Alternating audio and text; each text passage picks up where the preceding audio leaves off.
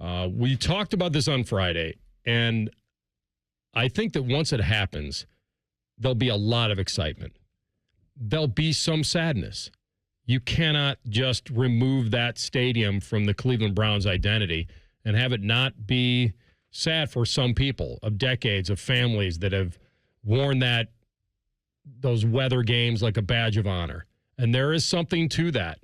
And when you're in a city like Cleveland, you wear this toughness badge a lot, I think. And part of that is the depression of the losses and being a tough luck city a lot. And then the other part is that you do view it as a toughness identity, I think. And it's the Cleveland Browns. It's bad weather. It's Jim Brown. It's those games. And so, but when that Brook Park Stadium opens, it will have a vibe in it that will have a lot of pride attached to it, because it would be the latest and greatest and state of the art and everything that's going to come along with it, and it's going to be your own. You'll be able to call it your own. I told you that of all the teams, the Vikes, that's an outdoor team. That was the Purple People Eaters. That was the breath coming out of the helmets. Mm-hmm. That was Alan Page and Jim Marshall and all the guys, and it just had an identity to it. I can't tell you whether if Fran Tarkenton played indoors, he might have been unstoppable. I don't know. And it's interesting to me now to think about, what are the Browns really protecting? You're not protecting anything anymore. Your identity right now is not being able to go all the way. So I'm okay. I think this is going to be great. I think when it happens, it'll be great. I'm admitting that the nostalgia of it is going to be tough to lose, and having that stadium on the lake and everything that was associated with it. But I was bringing this up on Friday, Maddie, about from a football standpoint, does it truly matter?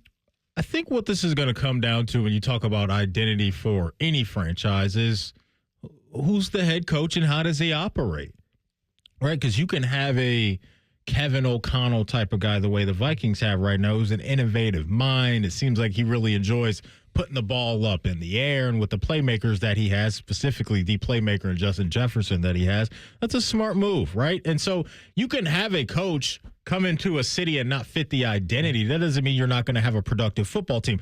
I personally, if I were a Browns fan, wouldn't be too worried about the stadium taking away from our identity. It's about winning games and finding a quarterback of the future and getting the ball rolling in that way. And so when you do have, though, teams that aren't used to playing in cold weather spots come up to your neck of the woods, that can help you out. But my mind also goes to a lot of these guys have been playing football their whole lives and have played in tough environments that are cold or windy or wet or whatever the case may be. And so I know some people are a little upset about this. I know the mayor of Cleveland and Justin Bibb threw this comment out there saying, quote, relocating the Browns will divert economic activity from downtown, create a competing entertainment district, and disrupt the momentum of our lakefront redevelopment. And so that's stuff that's way above my head. Like, I understand from his perspective what he's looking at. Just make it real quickly. Do the analogy here in Columbus.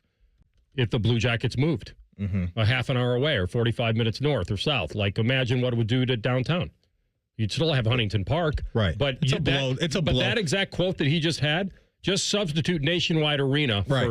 And that's what I said. From his perspective, I could understand why he would be upset. I don't know how the fans are going to feel about maybe having to travel an extra 20, 30 minutes to go to the game. You're not taking it out of the state, right, and removing it from the state of Ohio. It's a little bit more of a drive here, there, depending on where you're coming from. So the mayor, he's dealing with things that don't knock on my door as just a fan of football. And so I don't know if Browns fans are looking at him saying, you know, a competing entertainment district. Like, are you really that upset about it? I don't know. Maybe some fans are. I think the stadium looks really cool. I think when we get some years into this thing, I don't know if we're going to be talking about the identity has completely changed for the Browns because they went from an outdoor stadium to an indoor stadium. Listen, I'm with you on that players decide games, that Mother Nature shouldn't decide games. Yeah. But, your identity, my point is your identity can change.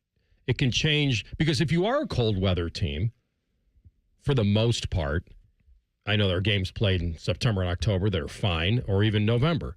But when you get deep into the playoffs and you have a home game and you're a cold weather city playing a warm weather city or a dome team, I think inherently there is an advantage that you're a little more used to it. And the big part is the matchups. How do you match up? Because if you're a more defensive team and you're a cold weather city, that should benefit you. It should. But it doesn't mean that every cold weather team is set up that way specifically. Right. It has to be like almost the perfect storm.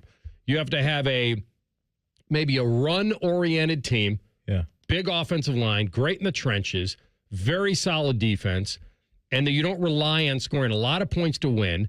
And now you're bringing a team in that maybe is more offensive-oriented, and now you're putting them in a bad weather situation, potentially bad weather situation, cold or windy or both. You should have an advantage. To your point. It's more matchups and identity. So my point is, once you go to Brook Park, you can maybe then lean into a new identity, which can be a little more of being more flashy offensively. I'm not saying you discount defense. But you got to have the dudes. You have to. That's what this always is going to come down to, because we can use the Bengals as an example of a team that plays outdoors and plays in cold weather. Their identity isn't line it up, I formation, run it down your face mask. It's we're going to blitz you out of the building because in the blink of an eye, we're going to have 24 points because of the aerial attack that we have. But you can still be that team and go on the road the way Cincinnati did a couple years ago in the playoffs up in Buffalo, where there's a whole bunch of snow on the ground, and whoop their tail and still find a way to advance.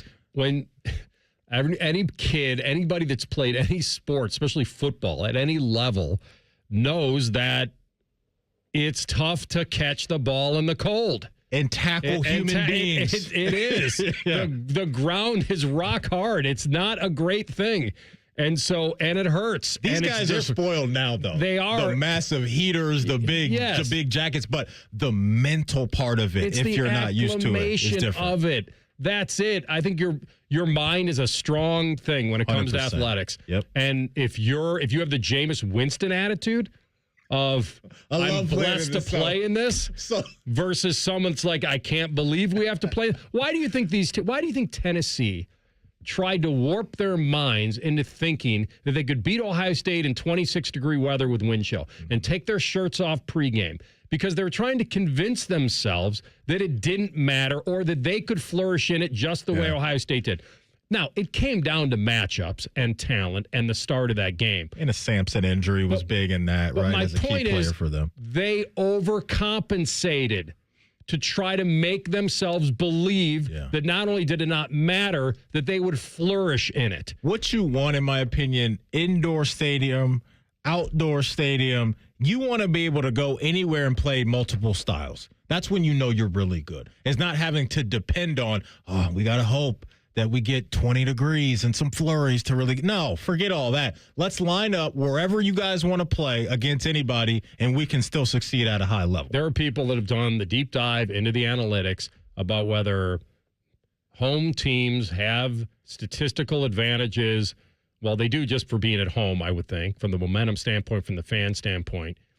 And then it's the cold weather versus teams that aren't used to it. I'm sure the Packers are pretty damn good in games below 30 degrees. And guess what? Just because they practice in it mostly. They play in it a lot more. The flip side of this, too, AR, is early on in the season, you want to go down to Tampa and Miami and play the Buccaneers and the Dolphins with that humidity. That's the other side of this, too. It's like, hey, if I'm the Buccaneers and the Dolphins, bring Green Bay down here week 1 or week 2. Any of those northern teams. When it's 95 degrees and the humidity has it feeling like 120, and see how they handle it. So there's give and take on both sides of this thing, no matter where you're at. I think the players on warm weather teams probably would prefer to play in warm weather. And to your point, even the cold weather guys don't probably love playing in the cold weather. Yeah. But they lean into it a little differently because it's their identity. And so the point of this is that the Browns are, when this stadium opens up, are going to lose a lot of their old identity. The dog pound, the weather, the wind whipping off the lake. But what has it truly done for you to this point? Not much. It's time to let her go. Not much. Find a new identity. Yeah. Reinvent yourselves. Mm-hmm. Lean into a beautiful new state-of-the-art stadium that'll be packed to the gills, And find a quarterback. and then That's the simple answer. Just find a quarterback. and start maybe creating something different. Yeah. I'm not going to deny that when it goes away, there'll be some sadness. There are a lot of memories that people are good, bad, and ugly in that stadium, and it won't be there for them anymore. But the new generation and the people that haven't been around for 60, 70 years will, those people like it. They'll like a new stadium. There'll be a lot of pride in it.